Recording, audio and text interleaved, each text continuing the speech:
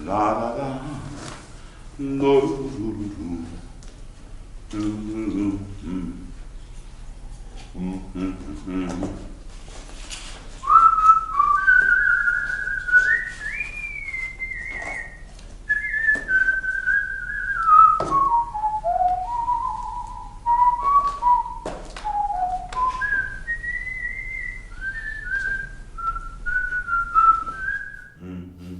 Testing, 1, 2. Testing, 1, 2, 3, 4. Mr. Lee, can you hear me all right? Yeah, I can hear you all right, but I don't see nobody. Where are you? I'm looking straight ahead. I'm in that window right across from you. It's MJ Towns. I'm waving to you. Yeah, all right, I'll take your word for it. I see some movement back in there. If you say that you're waving, okay, yeah. Yes, I'm in here, and those two men coming into the studio with cameras are Mike and Chuck. They'll be recording our interview today. You're Mike and Chuck. Well, I can see them a bit better. You're kind of blurry back there, but they're clear. Yeah. Is there something that you want to say before we start? Well, I got a couple of questions I want to ask. Yeah. Okay, but just give me a moment. All right. Susan, how's our sound? Can you hear Mr. Lee all right? Everything's okay? Good.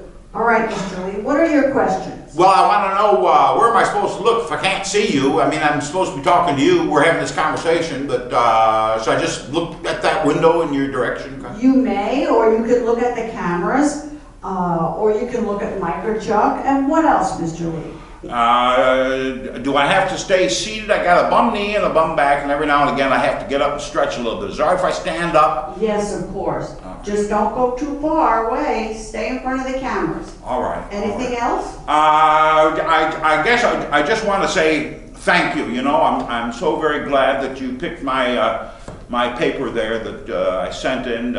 I'm so glad you came here to let me tell my story. I just want to say thank you. That's all. Thank you very much. Yeah, that's all. Well, you're welcome, Mr. Lee. All right. Your paper really moved me, and I want to hear more. We need to get started, though. Mike, Chuck, let's begin right now. This is MJ Towns. It's election day, November 6th, 2012.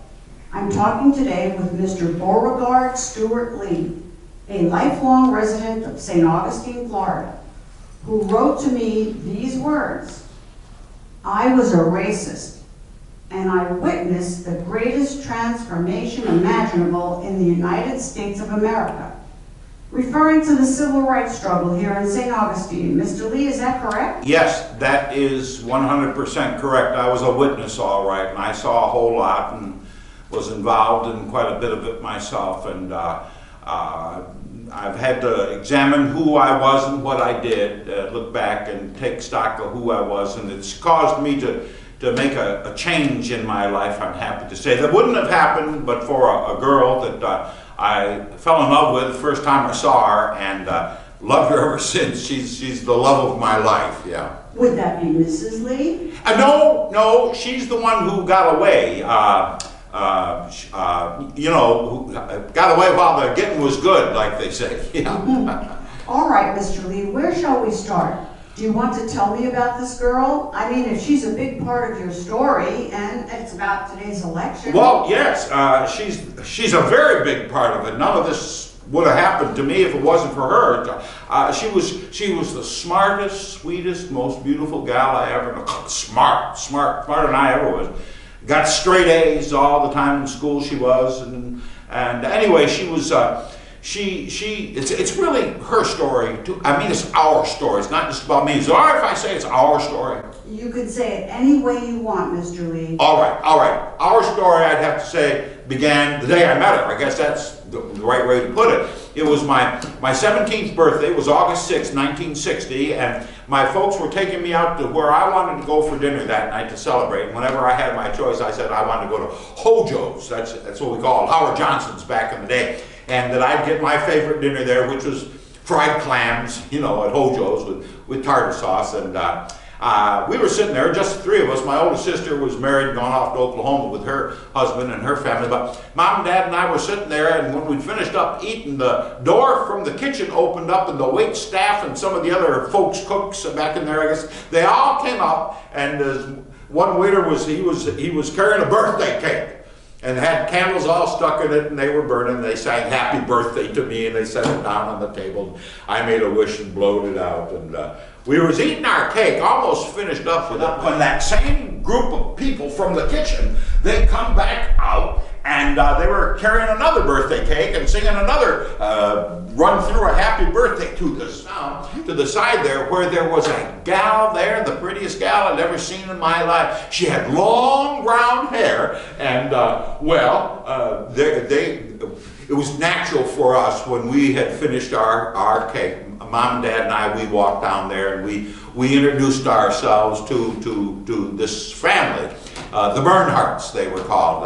Mr. Bernhardt just transferred down here from Long Island, from Northrop Grumman, from Grumman down to what's Northrop Grumman now.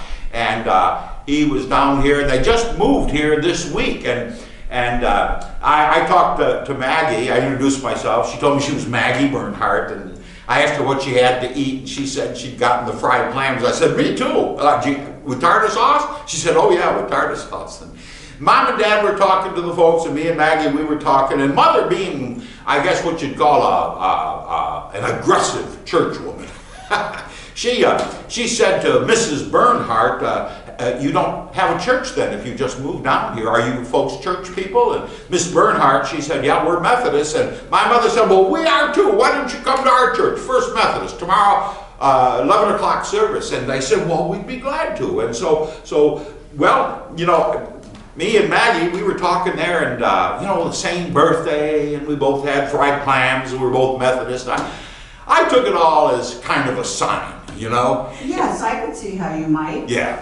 So you all went to church the next morning? Yes, we did. Mom and Dad and I, we got there a little bit early so as we could be there to welcome the Bernhardts when they showed up. When they showed up, we shook hands all around, and I managed to steer the seating as we went down the center aisle. We were going to sit be seated on the right-hand side, third pew from the front, and I finagled going into the pew there so that I'd be able to sit next to Maggie. And, you know, when everybody had their heads down saying a prayer, or should have had their heads down, eyes closed, I don't know, I put my hand over on top of Maggie's hand. And when she didn't move it away, I thought, yes! And a couple minutes later, I gave it a squeeze. And when she squeezed back, I thought, oh my, she squeezed back. Well, that was the beginning. We were going steady pretty soon. That was, you know, when school was just starting up for our senior year, and we were going steady pretty soon, and well, you know, the rest was... history, Mr. Lee? Oh my, yes, it was history, all right. We were going steady. I remember it was Christmas Eve, several months gone by now, and everybody knew we were a couple, and I loved her. She loved me too. And it was Christmas Eve. We were outside the church in the parking lot, and I gave her a bracelet. Not much, no, I was just a kid, but I gave her a bracelet. And she gave me a pen and pencil set. I still have it. I treasure it. It's on my desk at home. And then she took a piece of mistletoe out of her coat, jacket, whatever she was having on there, and she put it over my head, and she gave me a kiss. And that was our first Christmas together. She said, Beau, can you come over to my house on the 26th for dinner? That'd be really the day after tomorrow. It was early Christmas morning, but she said tomorrow.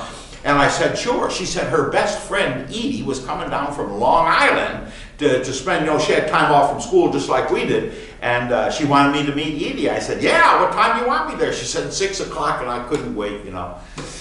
I drove over there. I thought this is the 26th. She'd flown in, Edie had flown in from up north, from Long Island, where she lived, just like Maggie did. And I had my daddy's car, and I parked it, and I ran up the front steps, rang the bell, and Maggie greeted me with a big hug and a kiss and said, come on in. And she shouted out, Edie, come on, meet Beau. Beau's here. And Edie came down the stairs and around the corner, and she walked right up to me, and she put her hand out to shake hands, and she was an African-American girl.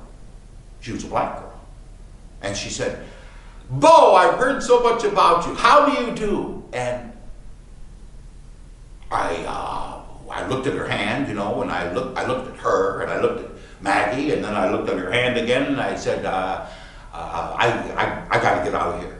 And I turned around and I went out the door, down the steps, got in my dad's car, and I drove off. Yeah. So, you wouldn't shake her hand because she was African American? Yeah. I knew I'd done wrong. Well, I take that back. I didn't, at the time, I know it was wrong now, but at the time I didn't think I'd done wrong. What I thought I'd done was I'd done stupid. You know, I could have said something. I should have. I would have, and I known what it was to say. But you see, Maggie and me, we've been together 4 months, and I learned that Maggie, she was different from all the other girls I knew that I'd grown up with, went to school with, went to church with, neighbors and all that. She was. You see, Maggie was a Yankee girl, and well, folks that come down here to Florida in the winter, we call them Yankees, you know. But the ones who come down here and stayed down here, we call them damn Yankees. Yeah. So Maggie was a damn Yankee. Yeah, and well, you know, she was different like that. So I didn't. Well, anyway, like I said, I went home and spent a few days without talking to her. I didn't know what to say. But as soon as we got back to school, Maggie was going back up to Long Island. I went to her and I apologized. I apologized, you know, from the bottom of my heart, profusely, and told her to give me another chance, to forgive me. And she said she didn't feel. I said, Maggie, you mustn't take what I did personal. And she said, Beau, I take what you said and did very personally, and I think it's best we not be keeping any more company. But you pressed on, I guess. Oh yeah, I pressed on every chance I got between classes, at lunchtime, before school, after school, and it took about 2 weeks. Yeah, but I wore her down, and she gave me another chance, and we had a great senior year together. We graduated class of '61, and we had a fine time in the summer going to the beaches, and come fall, she went up to Jacksonville to go to college. She wanted to be a teacher, and my daddy got me a job with Ma Bell. He had a good job there, and he got me right in, and I had a job stringing lines up on the poles, and I behaved myself, yeah, for the most part, yeah. What do you mean for the most part? Well, you know, every now and again I'd say something I shouldn't have said, and I'd catch myself and I'd say, oops, you know, I'm sorry, I shouldn't have said that, I didn't mean nothing by that, you know, and she'd say, all right, but then one day in that following summer, well, she went off to school, up to college, up to Jacksonville, and we had a good time. She was commuting so we could see each other, you know. Some weeknights she'd go to the library to study, I'd go along, and we continued on through the year. And that following summer, there was an incident, I guess you'd call it. Maggie and me, we went to the beach with Billy and Clara Sue. Billy had a convertible, and we drove over there, me and Maggie in the back seat. We got to the St. Augustine Beach, and oh, we had a great time. You know, it was a beautiful day. It wasn't too hot. The sun was shining, but there was a breeze, and we played in the surf and in the sand. And Maggie was the most beautiful gal on the whole beach. She had on a red two-piece bathing suit. She was just a stunner in it, you know. I mean, everybody who looked at her, they looked at me and they looked at her, and I knew I was with the prettiest gal on the beach with her long brown hair. Well, along about 3 o'clock, we'd been there several hours, along about 3 o'clock, and Clara Sue said to Billy, you better get a shirt on or a hat on or get in the car or something, or we got to get out of here. You're getting too much sun. You're starting to look like a nigger. And when she said that, Maggie's eyes just went big, you know, when she looked at me, and I looked at her, and I said, I don't say nothing. I mean, I didn't say it. That's Clara Sue said that, and so she didn't. She let it go, and I guess we were there for a couple more hours, and we decided it was time to go, so we got in the car, and me and Maggie were in the back seat, and we started driving to go home. But instead of going north like we should have, Billy started going south, and I said, Billy, where are you going? He said, we're going to Butler Beach. And I said, well, I don't think that's such a good idea. And Maggie said, what's Butler Beach? And Billy, he said, that's a beach that a northern girl ought to see if she wants to be a southern girl. And off we went going south. And Maggie said to me, what's Butler Beach? And I said, well, you know, our beaches here in St. Augustine are segregated, and that's the I probably said the beach for the colored people. I don't say that anymore, but I explained to her that was the beach that the African Americans, that the black folk went to because they couldn't go to the white beaches. But she just said, oh, and we rode down there, and we got kind of up on the edge of that parking lot that had mostly emptied out. There were just cars around the perimeter of it, and we just kind of sat there. Billy was idling the engine, and then 5 African Americans, colored folk, started walking across the parking lot, and I don't say colored folk anymore, Miss Thomas. 5 black folks, African Americans, started walking across the parking lot. There were 2 little kids, they must have been no more than 4 or 5 years old, and their mother and father and an older man that I took to be a grandfather, and they were walking across the parking lot, and when they got out there to about the middle of the parking lot, Billy let out a yee-haw, and he said, "This here's the nigger beach, Yankee girl," and he hit the gas, and we took off flying at these 5 folks walking across the parking lot, and they were in the middle, which way to go, you know, they kind of froze there like deer in the headlights, and Billy just aimed right at them. At the last moment before he hit him, he hit the brakes and cranked the wheel, and the car spun around, and he hit the gas, and the tires, they were spinning and spitting up all of the sand and stones and gravel all over these 5 folks. And then he let out another yeah, and he took off, and Maggie just yelled out, "Stop the car! Stop the car! Now stop it!" And so he stopped it, and Maggie climbed right out. She didn't go out the door. We were in the back. She climbed right over the back of the car. And I climbed out after her, and she went running back. And all I remember is hearing, "Yee-haw!" And he took off again, and we were there in the parking lot with these 5. Maggie was on her knees in front of these 2 little kids. She had her Kleenex tissues from her purse out. And she was blotting at the drops of blood, you know, that had been raised to the surface on their legs from this car stone, and what we called it. And the kids were crying, and she was trying to knock the sand out of their hair. And she took out her gum, and she gave them each a stick of gum. And the kids were crying, and she was crying. I mean, it was just going on. And she gave them, I said, the stick of gum, and then she gave them each a whole pack of gum. And the kids, finally, the grandfather said, there now, miss, we're going to be all right. We'll be all right. We're going to move along now. She wouldn't let him go. No, here. And she kept tending to these 2 little kids crying. Maggie was crying more than the 2 little girls, and blotting. And the grandfather again, he said, there, missy. We don't want to be a problem here. You'd best move along and let us be. And I knew what he was saying. And so I took Maggie by the arm. I just been standing there watching it, you know, I didn't know. And I got her to stand up, and the parents picked up the children, and the 5 of them started walking off across the lot, and Maggie was just distraught. And I pulled at her, and we went walking back out there toward the highway, and I hitched us a ride. Mr. Swanson, a fella I knew, picked us up. We got in the car. I said, "This is my girlfriend, Maggie Bernhardt." And he said, "Oh, Bernhardt, I met your daddy up there at Grumman the other day. Fine fella. So you're the Yankee girl, is that right?" And I said, yeah, that's The it. Yankee girl. So what did the Yankee girl say to all of this? Nothing. She just, she was quiet. I don't know, 25 minutes before we got back to her house, she didn't say a word. And when we got to her house, we climbed out, and I thanked Mr. Swanson for the ride. And she started walking toward the house. I said, "Maggie, come on, you got to talk to me. I didn't do that. I wouldn't have taken this.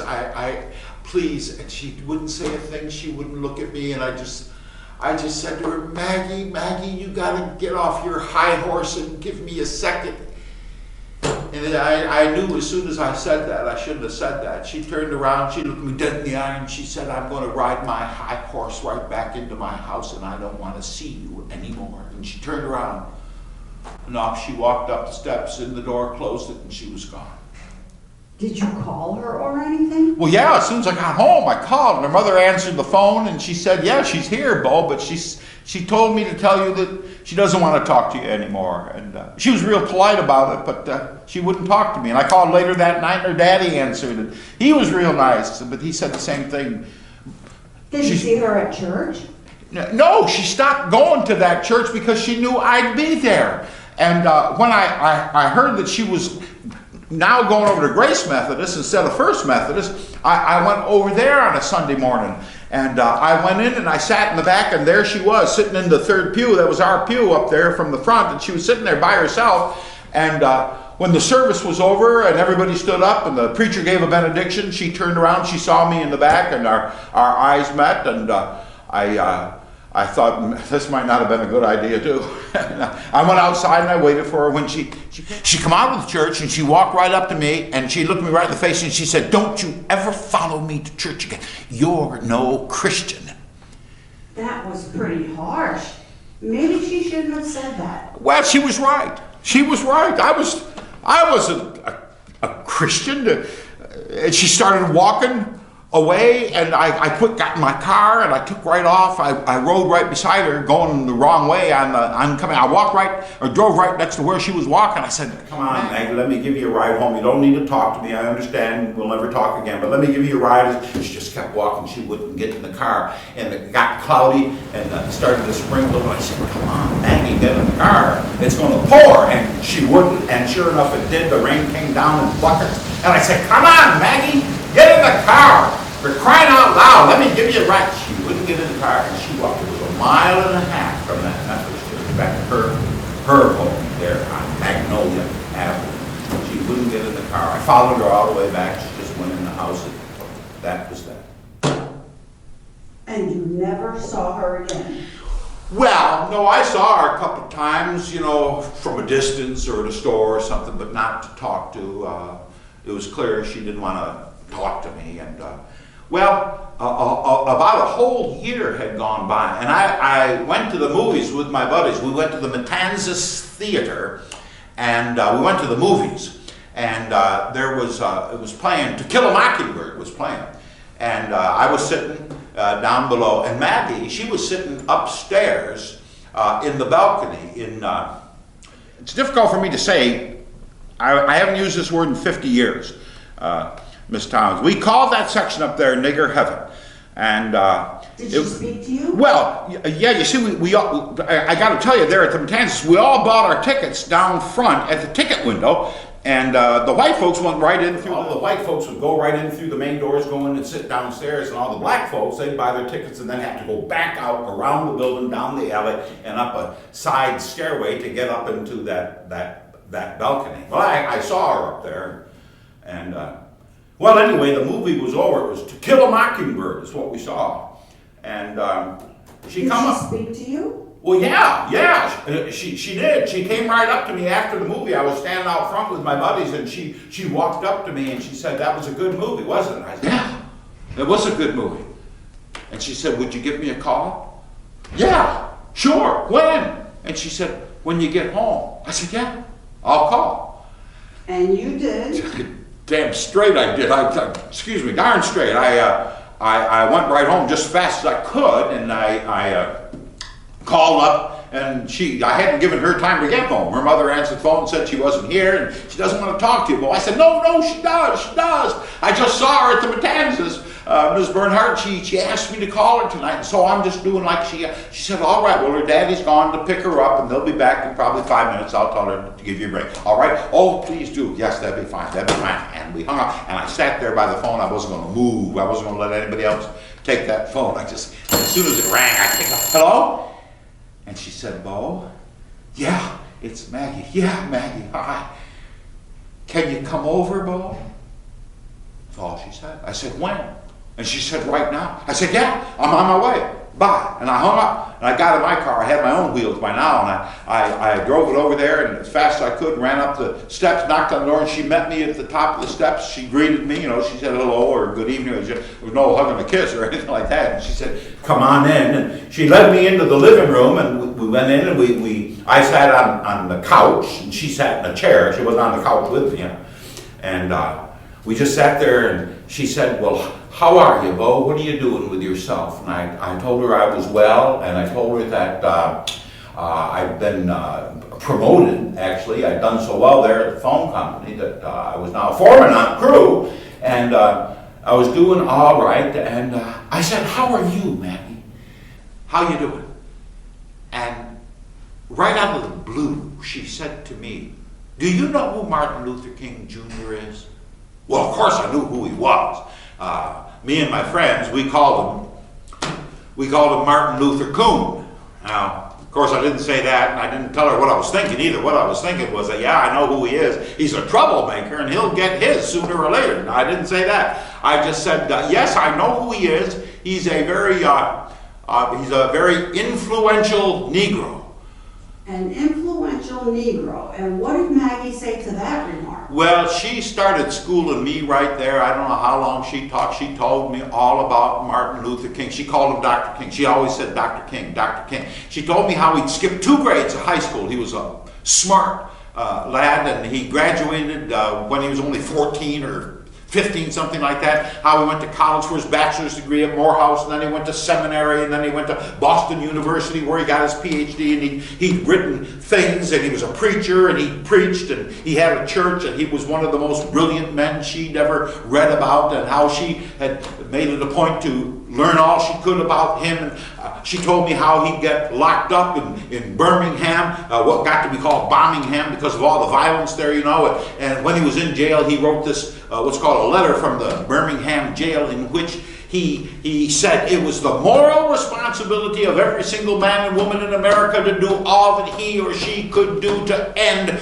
racial segregation. And then she schooled me more. She went on talking about civil disobedience. About how Dr. King, she always called him that, how Dr. King said, we will be civilly disobedient. We won't destroy, we won't burn, we won't fight back, we will protest civilly. And it'll be difficult, it'll be painful, it'll be self-sacrificial. But the means, when we're done with all of this, the means, the ends will be justified by the means. The ends will be justified by the means. And she went on and on and on, and she schooled me like that. Well, that was a lot for you to take in. How did you respond to that? What did I say? I said nothing. Because before I could say anything, she went right on. She said, that's why I wanted you to come over here tonight. Because I am going to civilly disobey everything I know in my head and my heart about the way I ought to be toward you, and give you another chance. And well, when she said that, I think my heart just skipped a beat. She said, I will put up with your nonsense. I will put up with your ignorance and your friends' bullying, and see if I can't find that decent human being I think is in there somewhere, and get him to come out from underneath that thick, white, racist skin of yours. And when she said that, I said, well, wait a minute. I'm not a racist, Maggie. I mean, I know I'm different, but I'm not a racist. I am what I am. I mean, I can't help being what I can any more than you can help being what you are. I mean, you are what you are because that's who you are. Had you been born down here, you'd be just like me. I mean, I can't help it. I am what I am. A leopard can't change his spots. I'm not a racist. I am what I am. And what did she say to that? She said 2 things. I am what I am.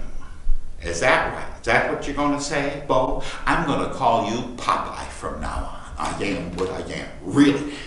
And then she said a second thing that I'll never forget. She said, Beauregard, if you don't change, I will forever hold you in low regard. And when she said that, I had to smile, you know. I said, well, how long you been working on that line, Maggie? Beauregard, low regard, Beauregard. Yeah. So did you change? No, I didn't want to change. But I lied. I told her maybe she was right about me. But I told her I'd be willing to give her a chance on changing me if she was willing to take a chance on doing it. Well, that was a very good deal for you. You make no promises and you get your girlfriend back. Yeah, so I said to her, what do you say? Is it a deal? I put out my hand and she took my hand and she shook it. And then she kissed me and I thought I'd died and gone to heaven. It had been over a year since we'd had a kiss. And I said to her, well, what do you say? Maggie, let's start over tomorrow. What do you say I pick you up and we get in the car and we go up there to Hojo's like we used to and we get some fried clams and start right off. And she said to me, she said, Beau, I'm not getting in your car and going anywhere with you as long as you got that stars and bars flag on your front window and those ugly decals on your back windows. You got to take that down. I said, now wait just a minute. Don't be getting so upset about that stars and bars flag. I'm only honoring my ancestors. That's all that means. I mean, with the name of Beauregard Stuart Lee, I always thought I was kin. You know, a descendant of Jeb and Robert E. Both of them. Everybody with the name Stuart and Lee down here, we think we're related to those generals up there in the Civil War. And I'm just honoring them with that flag. She said, that's the craziest darn thing I've ever heard of in my life. How would it be, Beau, if I and my folks, who are Bernhardts of German ancestry, how would it be if we had a Nazi flag flying in our front yard and we had swastikas of decals on our car windows? How would that be? Would you like that? I said, okay, you win. I'll take them all down. I'll take it all out of the car. But on one condition though, you can't call me Popeye, huh? What do you say? And she said, all right. I won't call you Popeye. And she put out her hand again, and I put out my hand, and we shook on it. We said it's a deal. And then she kissed me again, and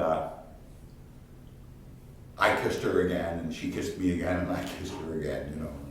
And, well, when we were through kissing, I said to her, so what do you say? Can we start again tomorrow? Could we go up to Hojo's and get some fried clams and tartar sauce like we used to? And she said, no, Beau, I can't go. I can't start tomorrow. She said she was taking a bus tomorrow up to Washington, D.C., where she was meeting Edie, her best friend from Long Island, the African-American girl, and together they were going to go to the Lincoln Memorial and hear Dr. Martin Luther King Jr. give a talk at the Lincoln Memorial by the reflecting pool. And off she went. She was gone for 3 days. I looked at every newspaper photo I could find, and I looked at every television broadcast. I thought I'd be able to see her there, you know. I mean, I thought that pretty white face, oh, she was such a looker, that it would show up, you know, in that crowd, but it didn't show up. There were 250,000 people there, and a quarter of them were white folks. I couldn't make her out. But I looked, I tried to see her, but I couldn't see her. I was there. You were? It was the most remarkable day of my life. That's what she said. So many people, so many famous people. Yeah. But there we were all alike. I remember seeing Bob Dylan and Peter, Paul, and Mary. Yeah, she told me that. And Paul Newman and so many other celebrities. That was something. Yeah. So what happened when Maggie got back to St. Augustine? Was she different? No, she wasn't different. She was just more so, much more in the same way that she was. First thing she said to me when she got off the bus, I was waiting for me. She said, Beau. I said, Maggie. She said, I have a dream. If she said it once, she must have said it 10,000 times. And who did she say that she saw there? She said, well, she saw some of the same folks that you said. I got them right here. I kind of try to keep the list up to date. Here's who she said I can't, my eyes are bad. I'm having surgery on them in 2 weeks. Doc says I'll be just fine. I'll be driving and everything will be good. But for right now, I got a little trouble here. She said that this is her list that I worked on. Marian Anderson, Joan Baez, Bob Dylan, Mahalia Jackson, Peter, Paul, and Mary, like you said, and Charlton Heston, kind of surprised to me, Harry Belafonte, Marlon Brando, Diane Carroll, Ozzie Davis, and Sammy Davis Jr., Josephine Baker, Lena Horne, and Paul Newman, like you said, and Sidney Poitier, and more. She told me all about King's I have a dream speech, and like I said, she said, she knew it. She said, I have a dream. So many. She memorized. She might have memorized the whole speech. She could pick up a line anywhere and just tell me everything that he said. She said it so much that I learned parts of it myself. What part did you memorize? Can you say it now? Well, I can now. Yeah, there's lots of it I could say, but the one line that everybody knows that is the important line when Dr. King said, "Free at last. Thank God Almighty. We are free at last." Yeah. Yes, some of the most stirring words ever spoken that I've ever heard. Yeah, me too. Almost 50 years ago. That's a long time. A long time, a long time. I know. How, what do they say? Time flies when you're having fun. I like better the way the frog put it. The frog who said, time's fun when you're having flies. You get it? Yes, I do. Yeah, it's a long time. In 1963, Time magazine named him the Man of the Year. They put his picture on the cover. I've got several of them at home. I pick them up wherever I can at garage sales and so forth. I have my own little collection of stuff like that. And then in 1964, Dr. King was awarded the Nobel Peace Prize. He was given that in 1964. There are 10 Americans who've received the Nobel Peace Prize, and 3 of the 10, this is since it was begun in 1901, 3 of the 10 Americans were African Americans. There was President Obama in 2009, and there was Dr. King, like I said, in 1964, and back in 1950, Ralph Bunche, who did a lot of work for the United Nations, he was an African American. He worked to bring peace to the Middle East. Yeah. Ralph Bunche was at the Lincoln Memorial. Oh, that's for right. Dr. King's speech too. Yeah. And Dr. King wrote it in part to celebrate Abraham Lincoln's Gettysburg Address. Yeah, and it also coincided with the 100th anniversary, the centennial of the Emancipation Proclamation. No, the amendments were the 13th, 14th, the 15th. The 13th freed the slaves, the 14th gave them the right to vote, and the 15th made them citizens, you know. Well, Maggie, she took a year off from school right then. She didn't go back there for her next year. She said she was going to commit her life, that academic year, to going on sit-ins and wait-ins and, and so she went protesting everywhere that Dr. King went in Florida, and sometimes out of Florida. She went along, and she had stuff thrown at her, and she got sprayed by water hoses, and well, she spent more than one night in jail here and there. I know. Yeah, And Mr. Lee, all that time when she was out marching, you were letting her believe that she was making a new man out of you. Yeah. But you were living a lie. Yeah. Isn't that right? Yeah. That's You right. weren't changing. No, I wasn't. That was... Well, that was contemptible. I know. It was just, it was despicable. I know. Oh, excuse me, just a minute here.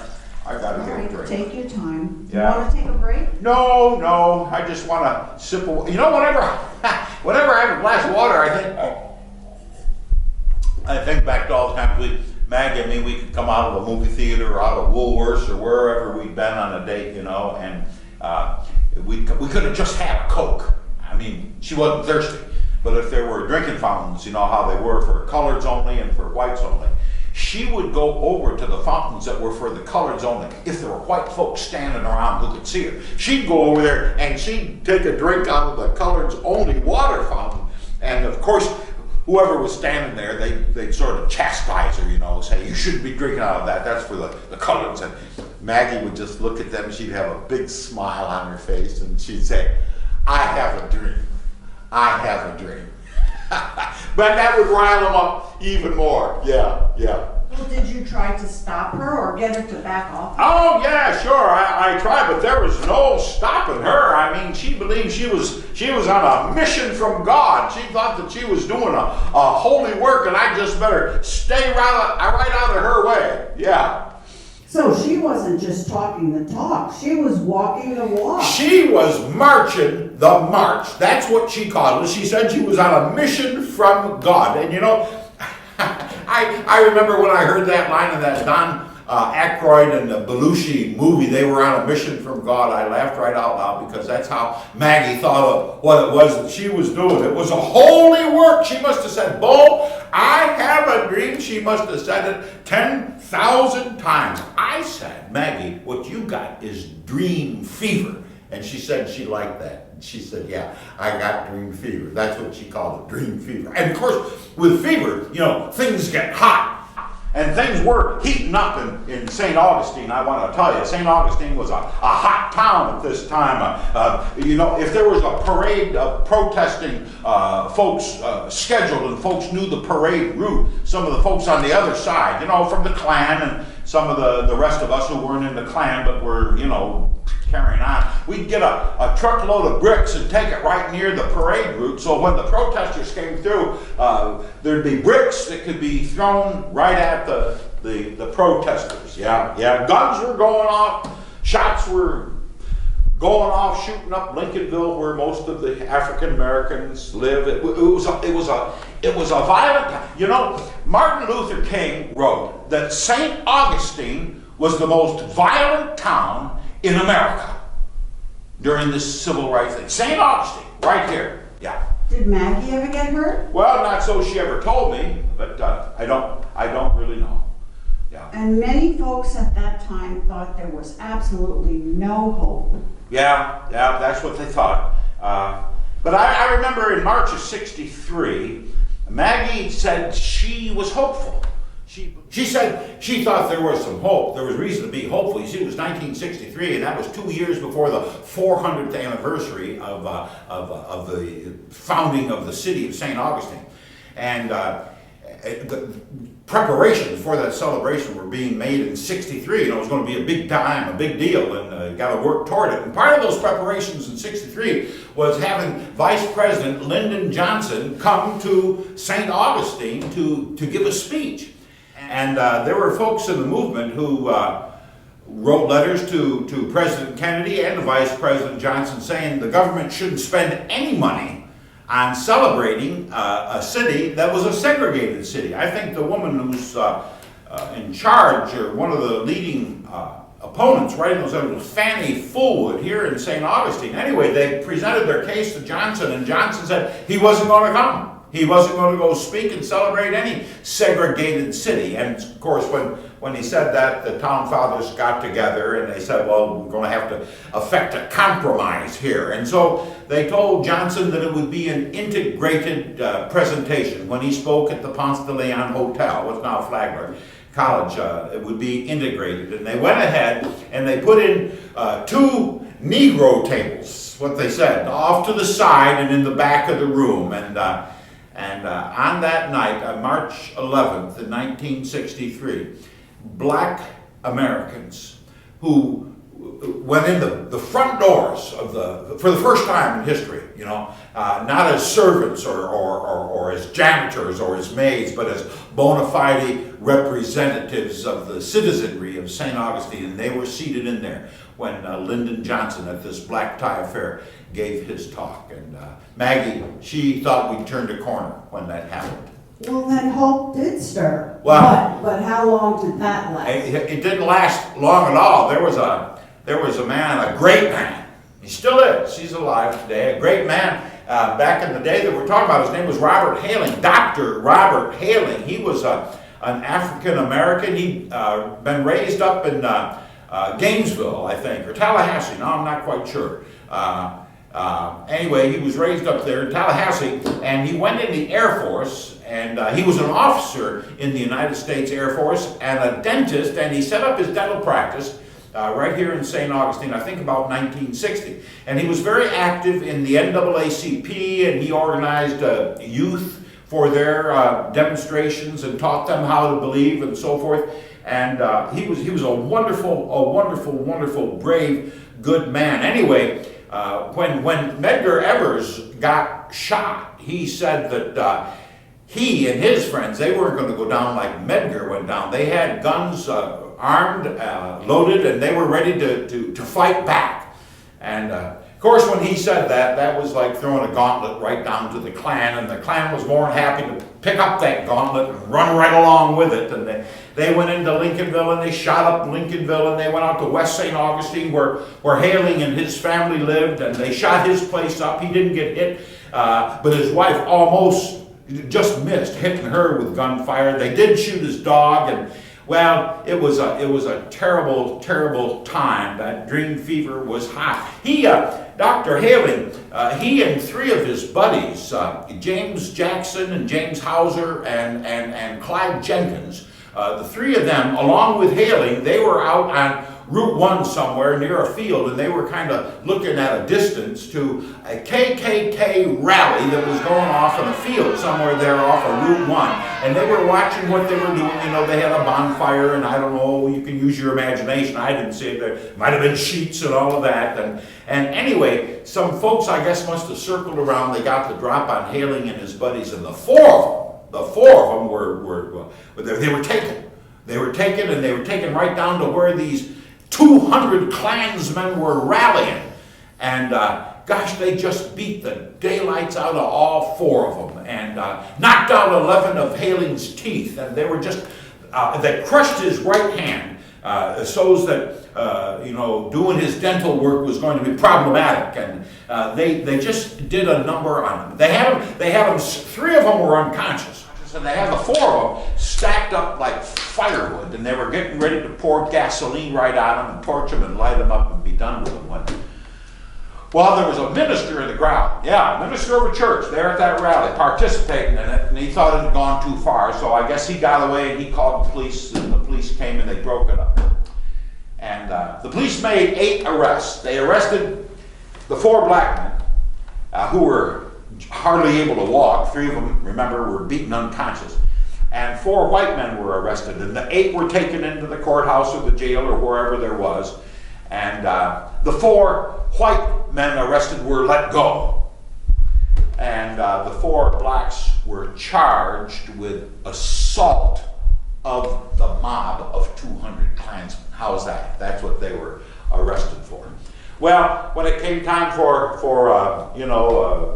the sentencing or whatever, they were let go. The 4 white men didn't show up to press charges, and they were let go. And Haling, I say he was let go, he went into a hospital for 2 weeks, remember. He had 11 teeth knocked out and his hand all crippled up. That's what they did. Yeah.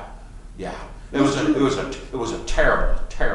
I'll tell you this, it's a matter of record that there were more lynchings, and by lynchings, I don't mean just necktie parties. Lynchings, I mean stabbings and shootings and bonfire, putting folks right in the fire and burning them alive, or tying them to a railroad track and letting a train run over. There were more lynchings from 1860 to 1960 in Florida per capita than there were in Mississippi, Louisiana, and Alabama combined in that 100-year period, 1860 to 1960.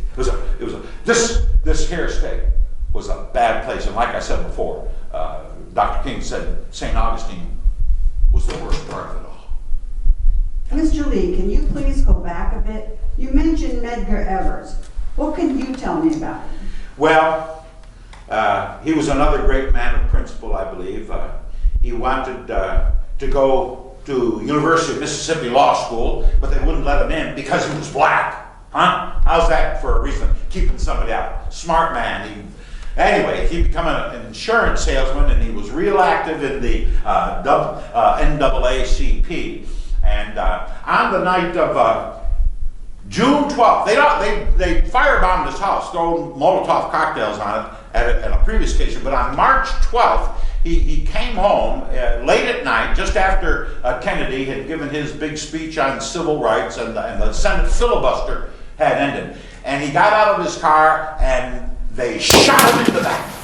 Like the cowards they were, they shot him in the back and he took off. And I don't know if he crawled into his house or folks heard it and they come out and got him, I don't know. But an ambulance was called, and they got him to a hospital immediately. But the hospital wouldn't let him in because he was African American. And for 45 minutes, he lay out there either on a gurney or in the ambulance for 45 minutes. And when they finally let him in, it was too late. He died. Yeah, yeah. And that's what I was talking about when Halen said when Medgar Evers went down the way he did, that they weren't going to go down like that. They were ready to fight back. Yeah, yeah. So Maggie believed all that time that you were changing. But you wrote to me, Mr. Lee, that you were doing bad things. What kind of bad things? Oh my, it's difficult for me to talk about it, you know. Now, Mr. Lee, you wrote to me, I'll tell the truth, the whole The truth. whole truth and nothing. I know nothing but the truth. I'll tell you. All right. When she wasn't around, I was doing some bad things. We went nigger bombing, is what we called it. Gosh, What? it's so difficult for me to say that. I haven't spoken that word in 50 years. What exactly was that? Nigger bombing, nigger bombing. Oh, we get in a truck or a convertible and we drive into the black sections of town. Sometimes we went up to Jacksonville, wherever, and we drive in the black communities and we throw things at the folks walking, you know. What kind of things? Well, whatever we had, you know, oranges or grapefruits or pineapples. We'd have thrown fruitcakes if we had them, or rocks or bottles. We just throw something to hit some poor black person in the back of the head and we let out a yip and drive away. It was... What were you thinking? Well, I wasn't thinking. All right, I know that now. I was so far from thinking. But one thing I do recall thinking was that this can't last. Sooner or later, life will get back to normal, and if I can just hold on through this and keep Maggie from knowing about me, we'll get through this, and it'll be all right. And we would have made it. I think we would have made it, except for the St. Augustine Four. The St. Augustine Four. The St. Augustine Four. Yeah. What were they? Well, what happened was it was July of 1963, and 16 African Americans went into the local Woolworths there for a protest, a sit-down protest. They weren't going to go in and do anything or make any commotion or any noise. They just went in and sat down at the counter and maybe in the booths too. There were 16 of them, African Americans all, and well, they couldn't have that. You know, we can't have black folks in the Woolworths lunch counter. So the toughs, the thugs, the white troublemakers, they took matters into their own hand, and they took their drinks and they poured them on the tops of the heads of the black demonstrators, and took their food, and the African Americans, of course, didn't get any food. They wouldn't give any. So the white folks, they took their food and dumped it on them. And can't have that going on at Woolworths, so the law was coming and arrests were made. Not the arresting of the people who were doing all these nasty things. They arrested the 16 African Americans and they took them to the courthouse. And, well, the authorities said to them, we won't hold you here, we'll let you go as long as you sign this here document that says you won't do any more protesting like that. And 12 of the 16 signed it and they were immediately released, but 4 of them, come to call the St. Augustine 4 of them wouldn't sign it. And they were just teenagers. Joanne Edwards was 16 and Joanne Anderson and Nell Edwards, they were 16 years old. Willie Carl Singleton, he was 16, and Sammy White was only 14 years old. These four African-American teenagers said they're not going to sign it. You can lock us up. What they were doing was they were doing a protest, a non-violent protest. And the authorities said, well, we're going to get your parents in here, then if they sign it, we'll let you go. And the parents came in and the kids said, oh, don't sign it, don't sign it. We are engaging in a civil rights protest and we believe the ends will justify the means. And if they want to lock us up, then they can lock us up. And so the folks, God bless them, they said, all right, if you're determined. And the kids said they were, and the folks didn't sign it. And those 4 young teenage African Americans were locked up.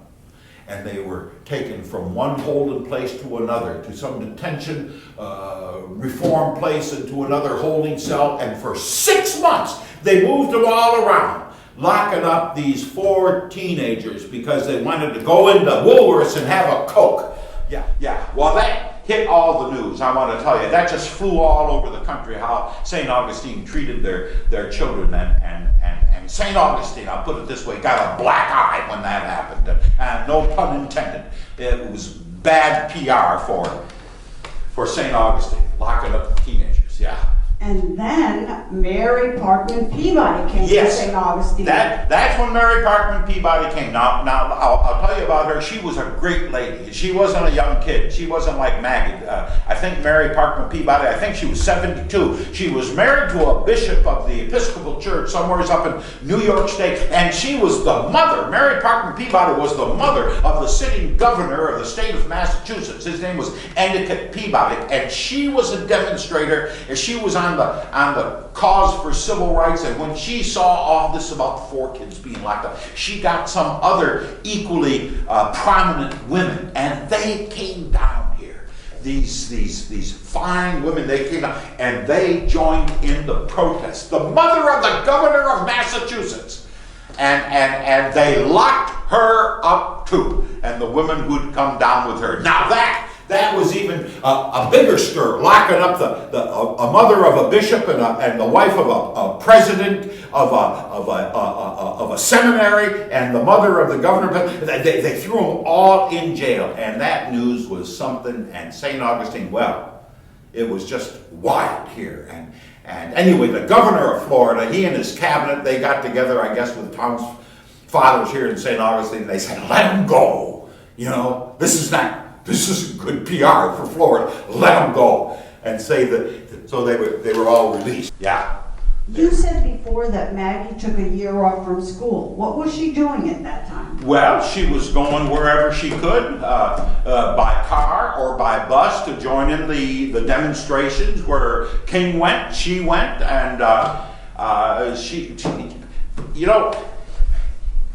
went by bus to places. It just puts me in my, the historians say that it was the bus boycott in Montgomery, Alabama, that got everything all stirred up, that sent the action to Congress. You know about Rosa Parks and the bus boycott in 1955. You know Rosa Parks. Yes, she's called the mother of the civil rights movement, isn't it? Yes, the mother of the civil rights movement.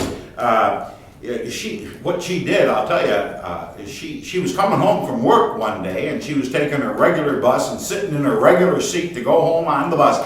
Her regular seat was in the front row of the back section. But the white section got so filled up with people that the bus driver said to the black folks in the back, you're going to have to get up from your seats and move to the back so the white folks can sit there. Well, there were 3 other people in that front row with Rosa Parks. This is 1955. And 3 of them got up and they moved to the back, but Rosa Parks, she didn't get up. She just slid over closer to her window. She didn't get up. And the bus driver said to her, if you don't get up and give up your seat, I'm going to have to call the police. And she said to him, you may do that. And he did. And the cops came and they arrested her. And she wrote how she said to the cop, why do you push us folks around like this? And the cop said, I don't know why, but the law's the law, he said, and you are under arrest. Now she wrote, I got it right here, she wrote in her autobiography that's entitled My Story, she wrote these words. She said, people always say that I didn't give up my seat because I was tired, but that isn't true. I was not tired physically, or no more tired than I usually was at the end of a working day. I was not old, although some people have an image of me as being old then. I was 42. No, she said, she goes on, she said, no, the only tired I was tired of giving in. She lived to be 92. She died in 2007 in Detroit, Michigan, where she moved, and she was laid out in an AME, African Methodist Episcopal Church, in Montgomery. We have an AME church here, St. Paul AME, over on what's now Martin Luther King Jr. Avenue.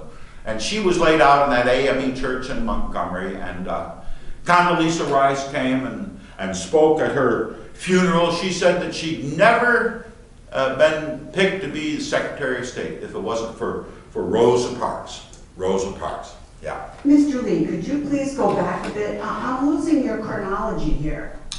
Well, I was saying that it was those events there in Montgomery, Alabama, that caused the legislation to get started in Congress, but it just languished there in Congress. until the events in St. Augustine moved it to now President Johnson's desk for signing. You see, now Johnson was president. Kennedy had been assassinated just a couple of months before. Now I've got a little confession to make here. When John Kennedy was assassinated, it didn't, it's embarrassing to say it, but it didn't shake me up all that much, nor my buddies. We all thought that Kennedy was a northern Yankee liberal, you know, and now LBJ would be the president. He was a good old boy from the South, Texan, and we thought everything would be better with him. And I said all the right things to Maggie, to Maggie about Jackie, you know, oh, poor Jackie, what's wrong with people, and oh, I feel sorry for little John, you know, said all the things so she wouldn't think I was a complete idiot. Yeah. All right, so it's 1964, yes? Yeah, 1964. Mrs. Peabody is released. Yeah. The St. Augustine 4 have been released. That's right, in January 64. And Dream Fever is getting hotter and hotter. Yeah. So, Mr. Lee, tell me about June 9th, 1964. Oh my, June 9, 1964, that was the hottest day. The fever was the hottest it ever was for me that day. What had happened was, well, I heard Andrew Young talk about it just a couple of years ago. He came back here to St. Augustine, and he told about how there was a march, a demonstration planned in St. Augustine, and Dr. King had said to him, he was the number 2 man. He and George Abernathy were, you know, the first lieutenants, I guess you could say, of Dr. King. And King said to Young, you get yourself down to St. Augustine and put a lid on things. We don't want this to go any further. I mean, we're this close to having the legislation. Let's not have any more big, ugly incidents down there. And, well, he got a plane from Washington. I heard Young tell the story down to Jacksonville, and he rented a car, and he drove down to St. Augustine. He said all the way down here, he was telling himself, now I got to put a lid on things, and practicing, you know, what he was going to say, because they were all anxious to march, and he was going to say, no, we're not going to march. And so anyway, he gets to St. Augustine, and he goes to this church where all the protesters were waiting. And he walks in, and they were so excited to see him, they all shouted out, Andy's here, let's go. And I don't know, they signs, you know, and they were enthusiastic. And Andrew Young said their enthusiasm just canceled what his plan was, and it just kind of carried him right out, and they started walking over to what's called the Plaza de la Constitución. It's the town square here in St. Augustine, where the slave trading took place. Way back when, where the block was, and where slaves were unloaded and sold and auctioned off, and Young told the protesters, a couple hundred of them that had walked over there, to wait there at the southwest corner of that park, that Plaza de la Constitución, to wait there. It was in a lot across from where the Casa Monica Hotel is right now. He said, you wait here, and I'm just going to walk over and talk to those boys over there. And I was there. I was with the Klan and the rest of the fellas, and because we were expecting this protest to take place. I was there. I could be there, you see, because Maggie was gone on another protest summers out. She was up in Atlanta. And so I was there when Andrew Young come walking across through the park up to where we were all waiting for him, and he walked up and he started to speak. I heard him describe it just a couple years ago. He said, I said something like, I want to speak to whoever, and somebody clipped him right over the head with a lead sack, a blackjack, hit him on the head. And down he went on the ground, and you know, he didn't remain unconscious. He shook it off. I mean, he was thoroughly dazed by it. And he stood up and he started to speak again. I just want to say, and bang! Somebody clipped him on the chin, and down he went on the ground. I mean, this man had guts. He's on the ground. He's been hit with a lead sap in the head and clipped on the chin, and he's down there, and we're all kind of gathered around him and yelling at him, and he started to get up again to continue what he was going to say, and that's when the mob got on him, and they started, kicking him in the belly and kicking him in the backside, and What, Mr. Lee? What did you do? I kicked Andrew Young in the head, and just then a police officer, I think he was a motorcycle cop, I know what his name is, I don't know, maybe I shouldn't say it, but I won't. He stepped in and he said to us, let him say his piece. Let's not let this go any further. And Andrew Young, my God, he was a brave man. He stood up and he said his piece to all of us. And then he turned around and he walked back across that park, back toward that group of protesters that were waiting for him, that had seen all of this. And we followed him, some of us. We walked along, and he crossed over there and he went into the mob, and I looked over there following him with my eyes, and there she was. Maggie was there. Maggie was there. And she'd seen me kick Andrew Young in the head, and I looked at her and our eyes met, and she looked just broken, and I knew I was the one that had done the breaking. And I put my head down just for a second, and when I looked up again, she was gone. She was gone. And Did you go after her? No, I didn't go after her. There was no going after her. That's the last time I ever saw her. She was gone. She'd seen me kick Andrew. She knew what I was. She knew for sure. She'd been right. She knew I was a racist, and I knew it too. I knew it too. I was a racist.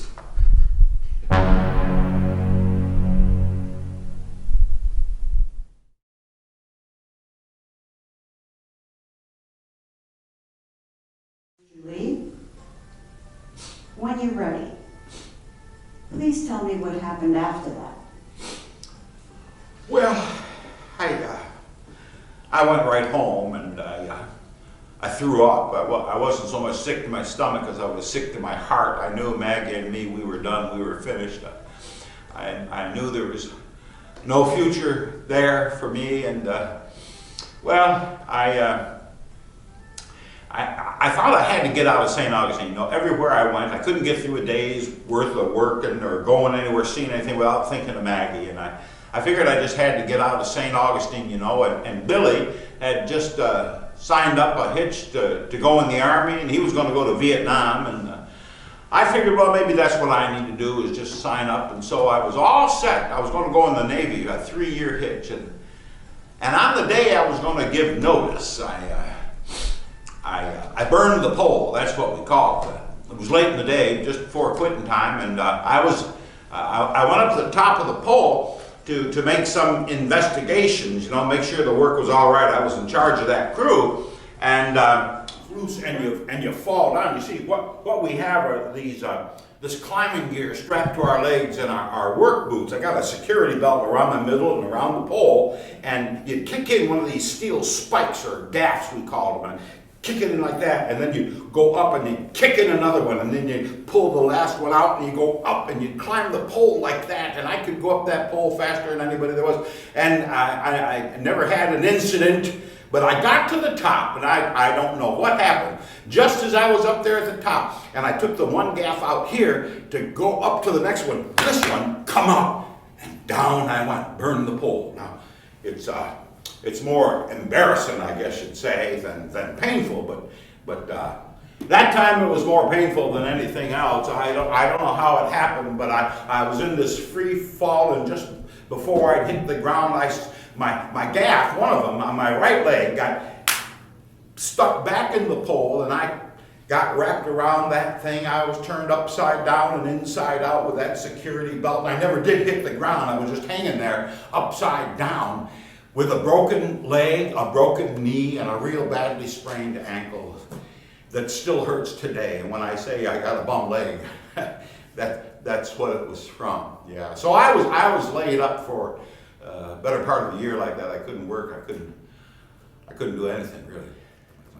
Let's go back just a bit, Mr. Lee. Sure. You were telling me about Andrew Young and his plan to quiet things down. Yes, I was saying how he came to St. Augustine to, put a lid on things. But what happened to him here, I guess it must have just stirred everything up all the more. And Dr. King was in town just 2 days later. He came to town.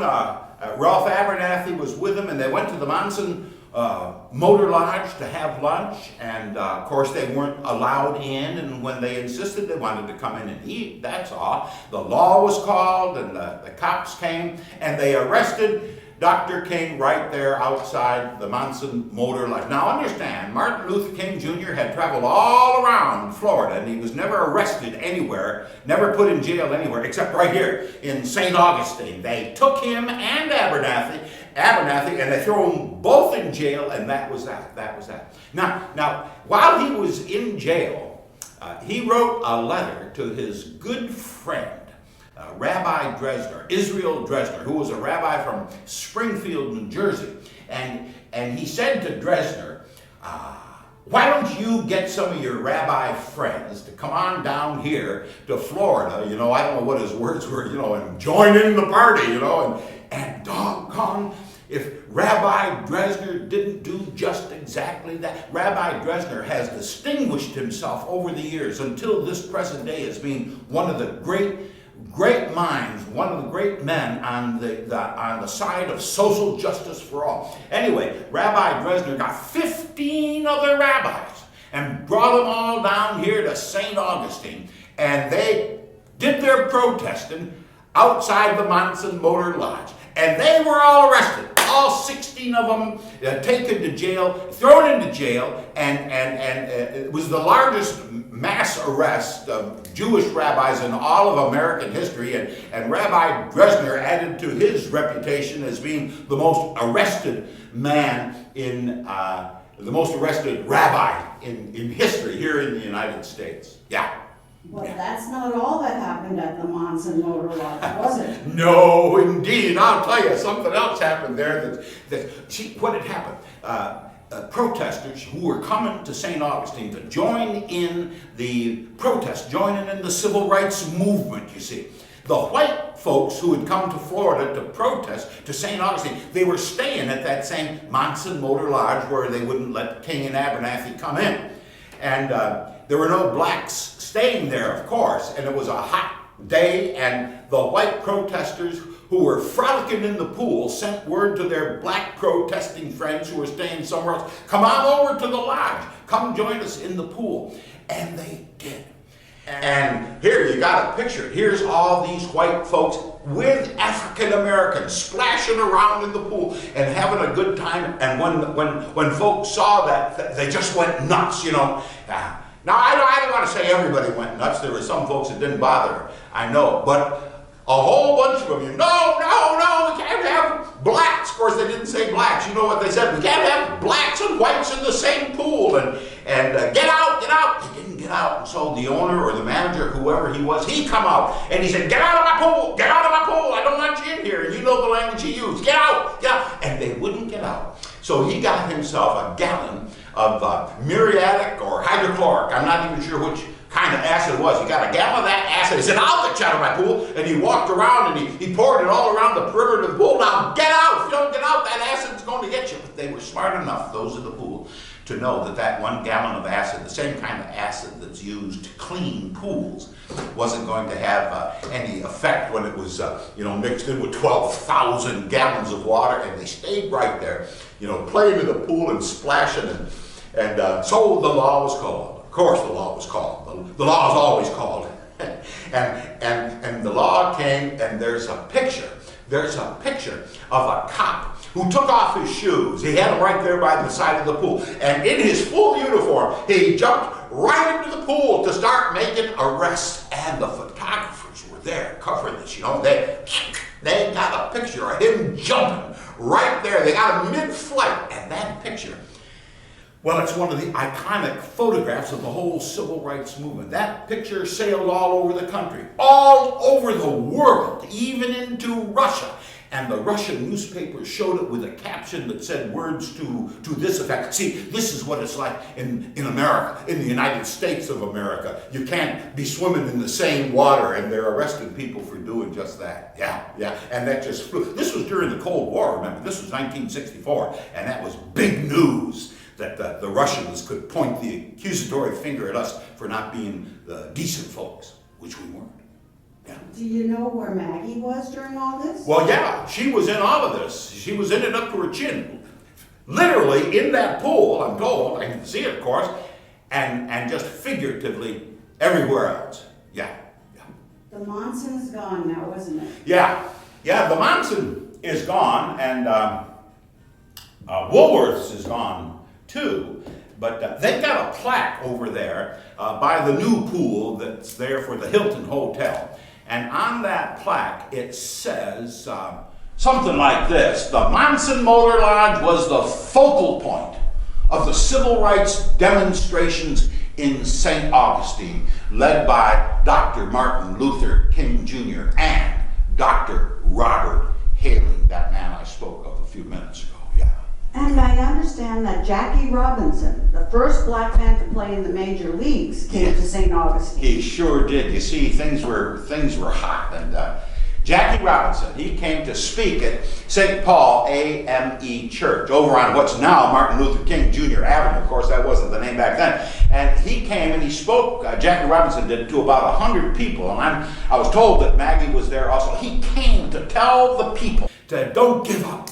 Stand tall, stand firm. We're making progress. And they needed a pep talk every now and again because, you see, it was so hot there. Guns were being shot off and had been killed, and the hospitals were filled, and Confederate flags were being flown in just every store and being waved all over the place. And the churches were all in the midst of it. And Jackie Robinson came to that church to tell people, you stand tall. We're going to make it. We're going to make it. Did anything happen at your church?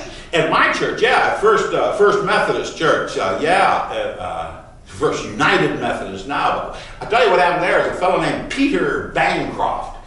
He showed up, and he had, as I understand, I wasn't there, of course, I was laid up. He had 3 African Americans with him, and they came to church on a Sunday morning just to go in and shout hallelujah and say a prayer, But they wouldn't let them in the door. Can you believe that? That they wouldn't let them just come into the church and sit quietly and say a prayer and praise God. No, they stopped them. They wouldn't let them come in, and when they wouldn't leave, the law was called in. And they were arrested and taken away, and charges made against them. The charges, I'll tell you what they were charged with.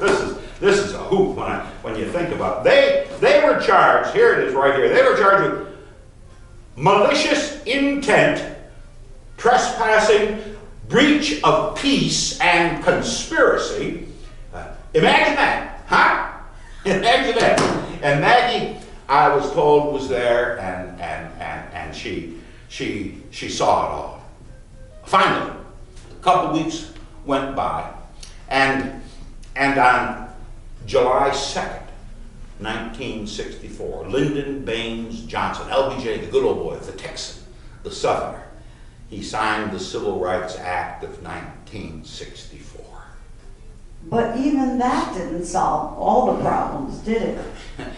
Not by a jugful, Miss Towns.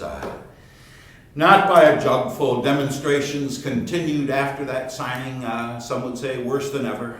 And King, the brave man, he spoke of having a target on his back, and he sure enough did. We know that. He was always receiving death threats, daily, with the hate language in it. And when JFK was assassinated, that was just 6 months prior, November '63, he said to his wife, to Mrs. King, Coretta King, he said to her these words, I've got it right here, he said, this is what is going to happen to me also. I keep telling you, this is a sick society. then it happened. Yes. He was in Memphis, Tennessee. Yeah, that's right, Miss Towns. He'd been in Memphis, Tennessee, months before, in February. He came to stand in solidarity with the striking African American, the black sanitation workers. And you know, you got to think, well, what was so bad that he had to stand? I'll tell you what it was. When there was bad weather, inclement weather, and the white workers couldn't get to their jobs because of the weather, they were paid just the same. But when the same weather hit and black workers couldn't get there to do the same job that the white workers were supposed to be doing, they had their pay docked. Now, I mean, is there anything more classically unequal than that? So King came to stand with those black sanitation workers. Yeah, he went there to support them. That was back in February, I think. Yeah. Anyway, he returned in April, and he was there to give a speech to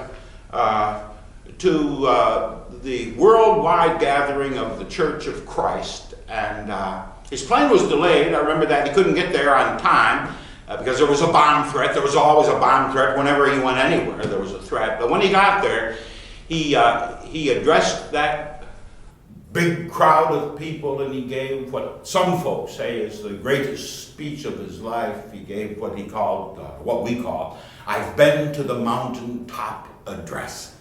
And I'll tell you what he said in it, parts of it anyway. I keep it right here. This is what he said. He said, "But I'm not concerned about that now. I just want to do God's will. And he's allowed me to go up to the mountain.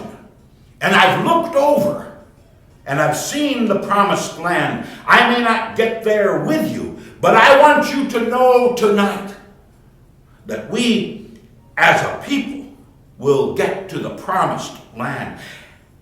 And so I'm happy tonight. I'm not worried about anything. I'm not fearing any man. My eyes have seen the glory of the coming of the Lord."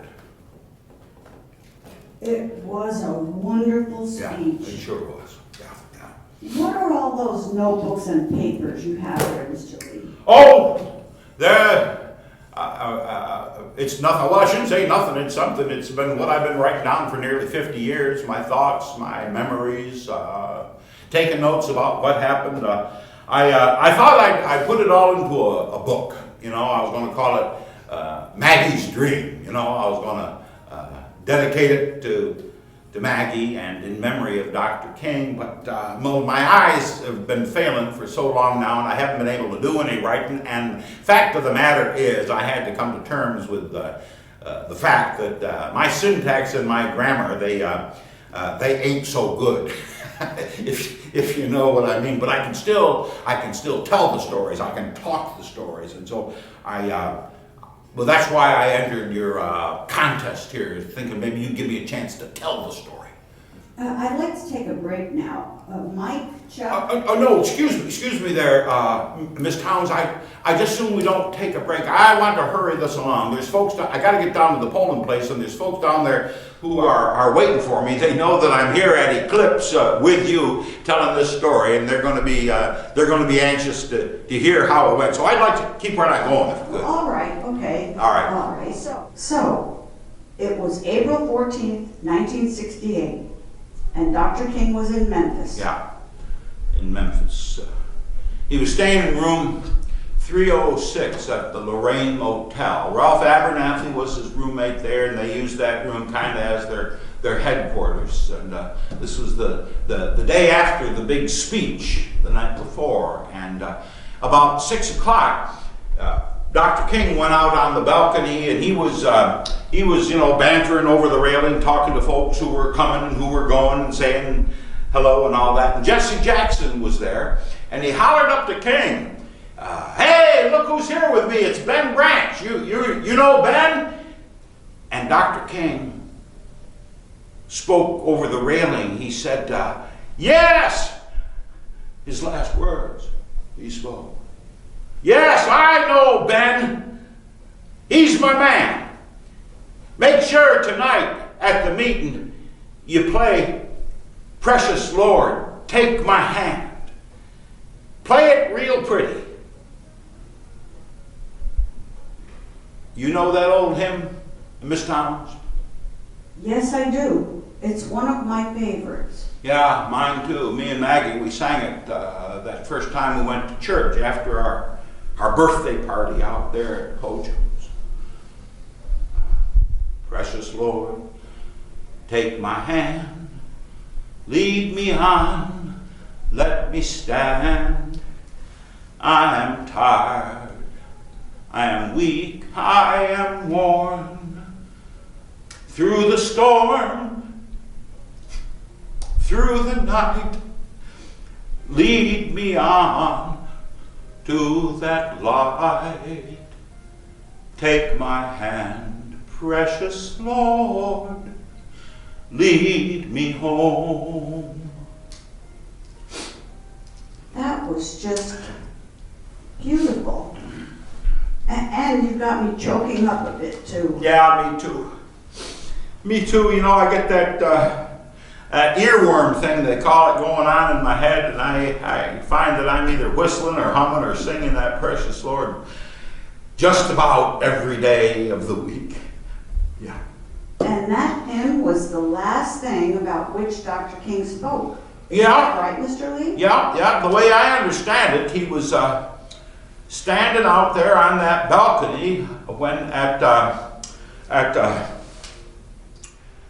yeah, the way I remember it, I say it was about 6 o'clock that he was standing out there, and at 6:01, a single shot rang out, fired from a Remington 760 Game Master 30-06, and that bullet hit him in the right cheek and on a downward angle, and it went through his throat and busted out several vertebrae and tore his necktie clean off the front of his shirt and cut his jugular and other vessels, and it passed through and it come to lodge in his left shoulder.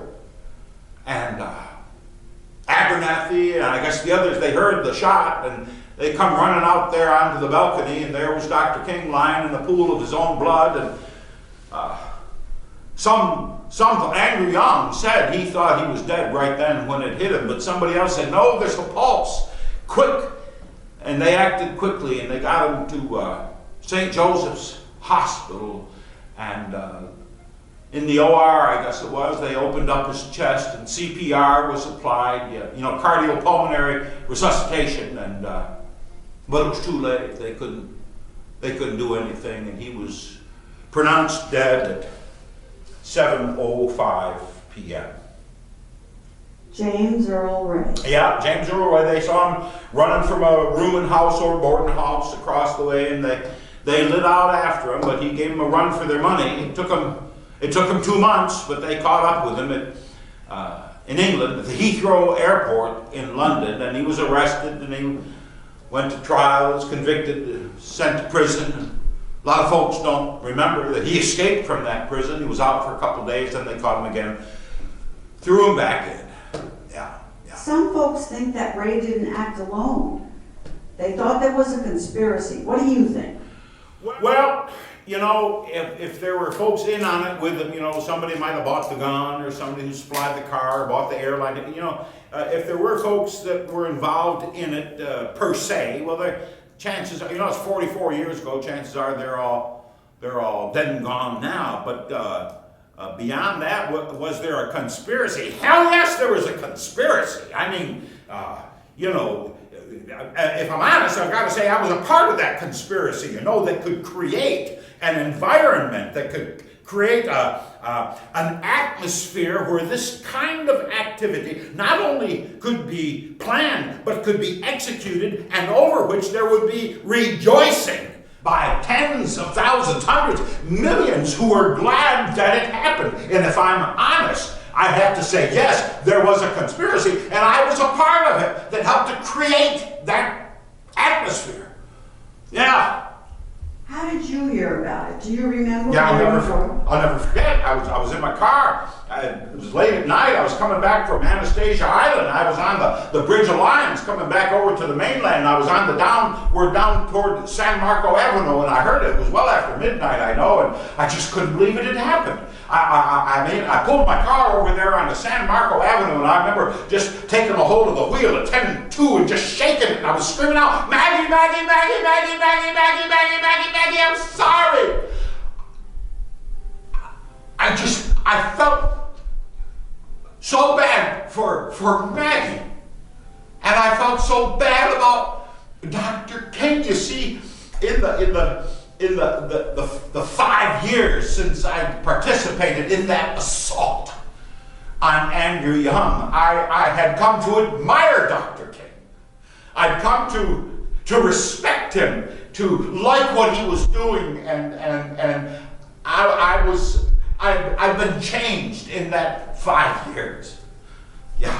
Well, how is it that you came to admire him so much? It was like this. If the smartest person I ever knew, if the best person I ever knew, if the cleverest, the most wonderful, my Maggie, you see, and she was the smartest person I ever knew.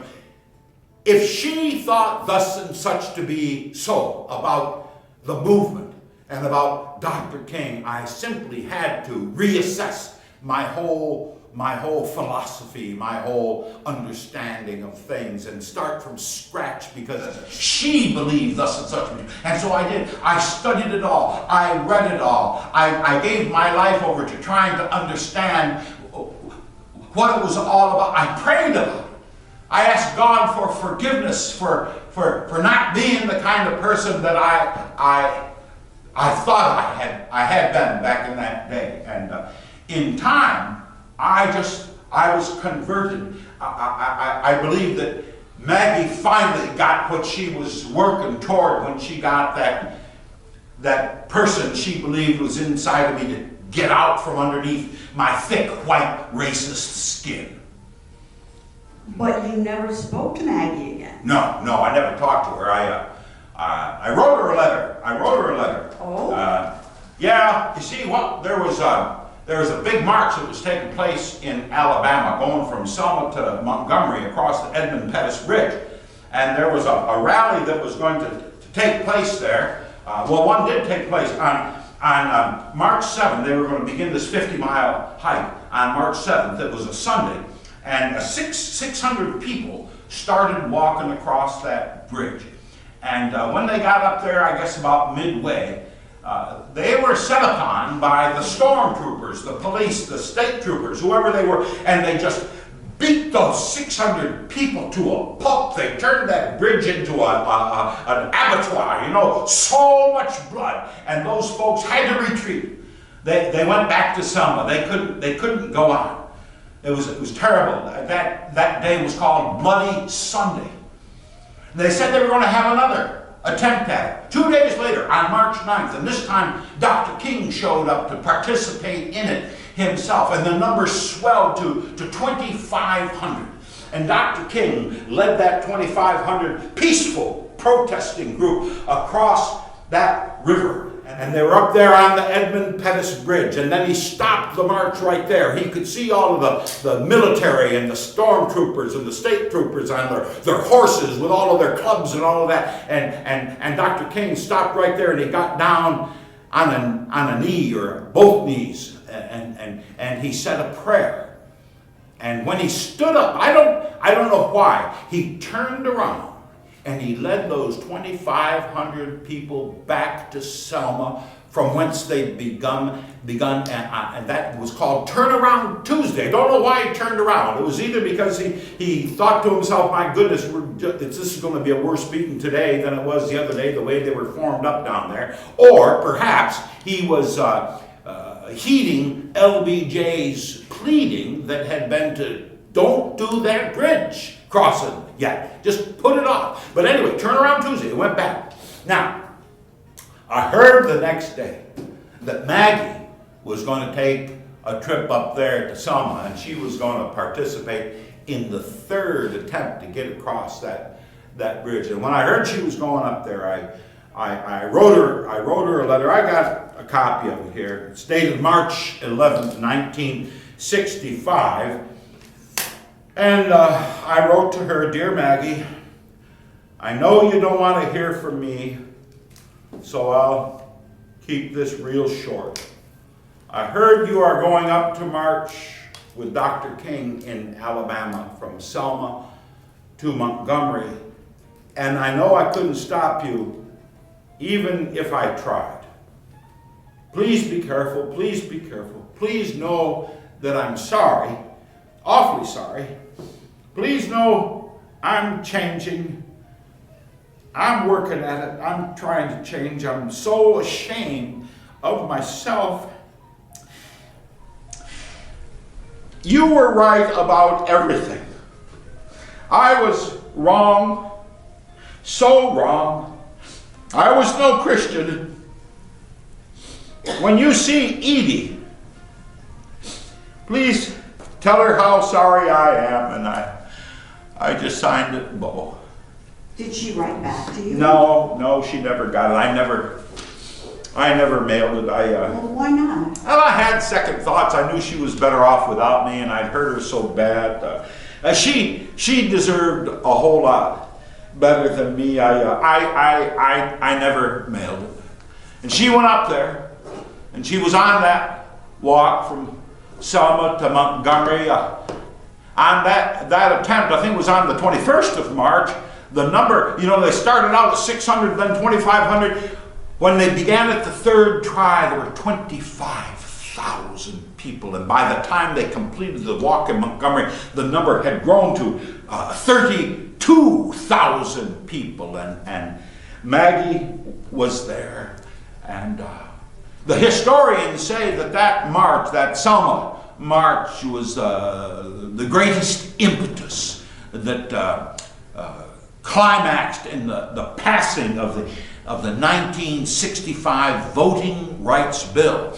And now there's folks who say they're going to try to get it repealed. And if that happens, if they repeal that Voting Rights Act of 1965, it'll be a tragedy of incalculable proportions. It'll be just a national tragedy. I couldn't agree more. A national tragedy. Yeah. It's all so crazy to me. There's an irony about it all. I think that's what you call all the ologists, they say that we all come from Africa. The ologists? Yeah, the ologists. What are they? The ologists. They're the archaeologists and the anthropologists and the genealogists and all. Okay. Of course, they're all scientists, and there's a lot of folks that don't believe in science these days. Yeah, but they say that human life started there in Africa. Now there's a right fine, one of the leading genealogical associations. You can look it up online. They're in Provo, Utah. It's called genealogy.com, I think. You can look it up. I think it's ancestry.com. Oh, you're right. Ancestry.com. My goodness, you do know a bit about this stuff. You can look it up, and they tell about how they did a search of President Barack Obama's family tree. And they found that get this, they found that his great 11 great grandfather was the first African American slave to be adjudicated. That's the difference. The first one to be adjudicated the property of a white man. Up until that time, this is in 1640. Prior to that, they became the property when they were sold. The guy who bought it got a deed, or it was auctioned off, and when he had the winning bid, he got the paper that said it on. This 11 times great grandfather of Barack Obama, he escaped in 1640. He hooked up with a couple of white fellows who were on the lam for something else, and the three of them took off, but they were all three caught. They were all brought back to go to trial. The two white fellows, they were absolved of whatever their accused charge was, but President Barack Obama's great grandfather was adjudicated in the court of law, the rapping of the gavel, to be the property, first one, of this white farmer in Virginia. Now here's the kicker. That ancestor of President Obama was found on his white mother's side. Think about that. Yeah, and that ought to tell all of the Bull Connors and the David Dukes and everybody else, and you and me, it ought to tell us all something pretty important, which is this: we are all part African American. Think about it. Yeah. Mr. Lee, and you said in your letter to me that you worked on President Obama's 2008 campaign. Are you active now in some way? Well, yes, I am. I can't do any driving around like I did back in the '08 campaign, but I'm still good on the phone.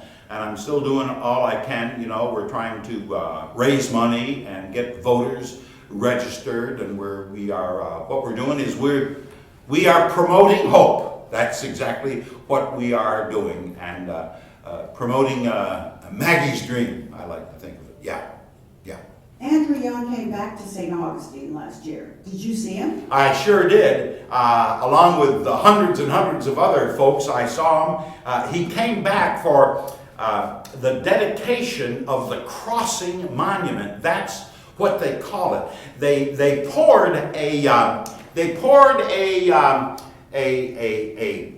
coquina-based concrete path across that Plaza de la Constitución from the southwest corner leading over to the northeast corner, where Andrew Young walked that night that he got assaulted the way he did. And the sidewalk is a coquina in a concrete-based sidewalk, and the first 4 panels have the words of what the civil rights movement was about stamped in it. There's freedom and nonviolence and equality and justice. And you can go there and you can walk in the bronze footsteps of Andrew Young. You can walk in his footsteps across those 4 panels.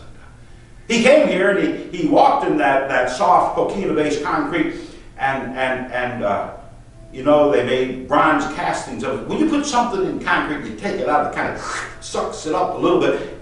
And the footprints to me, just to my eye, look just a little bit smaller than perhaps they maybe are.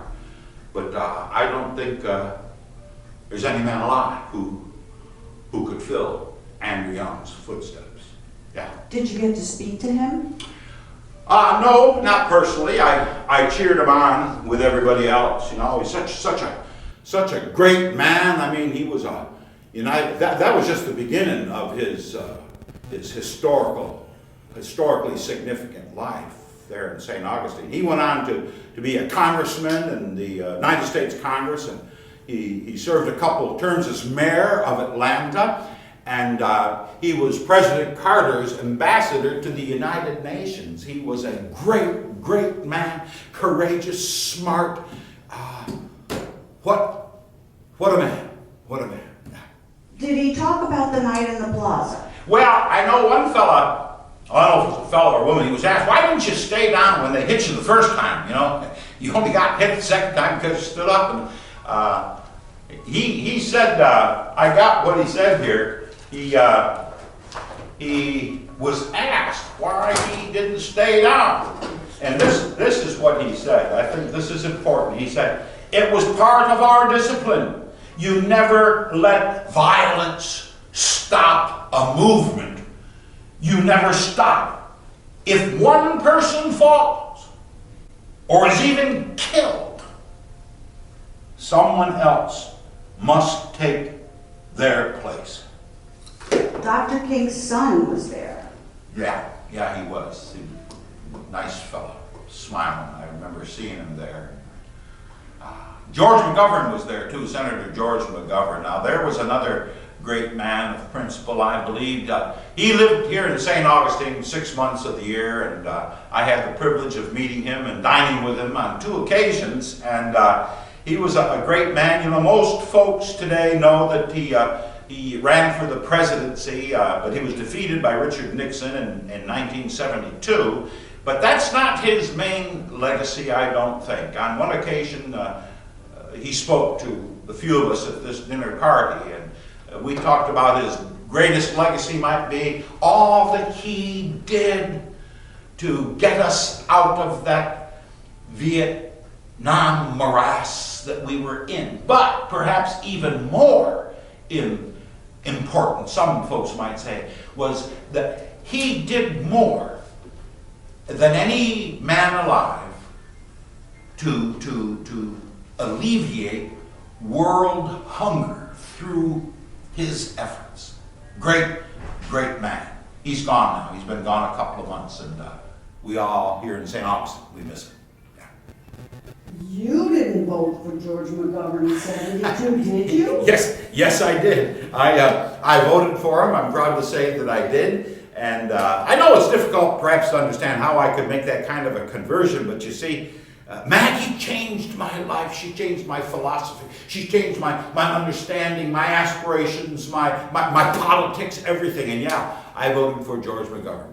Proud to say that I did. Yeah. Mr. Lee, what can you tell me about the St. Augustine Foot Soldiers Monument? Oh, I want to tell you about that, the St. Augustine Foot Soldiers Monument. Maggie is a part of that. Is that right? Yeah, well, that's what I like to think.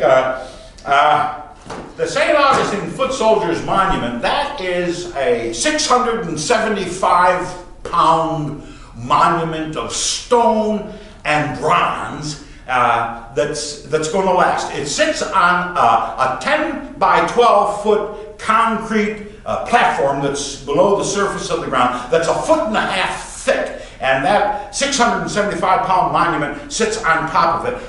In that, cut into that stone, is the bronze profiles of 4 persons who represent the ADP of the movement. That's the approximate demographic profile.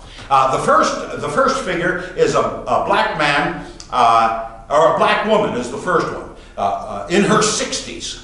And then the second figure is a black man in his 30s. And the third face is of an African-American teenager. I believe there's good reason to think that she may represent the St. Augustine Four and all of the other kids, young folks that march all around. But the